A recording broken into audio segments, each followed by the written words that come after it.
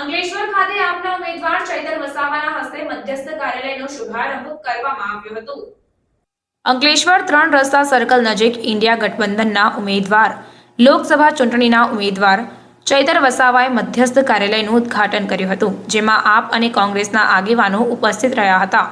આ પ્રસંગે ચૈતર વસાવાએ જણાવ્યું હતું કે આ કાર્યાલય માત્ર ચૂંટણી દરમિયાન જ નહીં પણ તે બાદ પણ ખુલ્લું રહેશે અને પ્રજાના પ્રશ્નોના નિવારણ માટે અને સરકારી યોજનાઓના લાભ મળે તે માટે કાર્યરત રહેશે।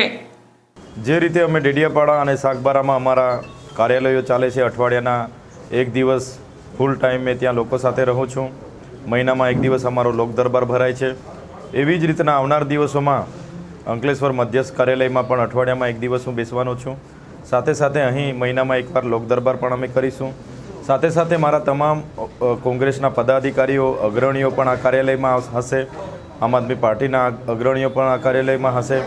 માત્ર ને માત્ર અંકલેશ્વર શહેર, અંકલેશ્વર વિધાનસભાના લોકોના સેવાકીય પ્રવૃત્તિ માટે કાર્યાલય ખૂબ જ જરૂરી હોવાથી, ખૂબ મહત્ત્વનો પાઠ હોવાથી આજે અમે કાર્યાલયનું ઓપનિંગ કરી રહ્યા છીએ।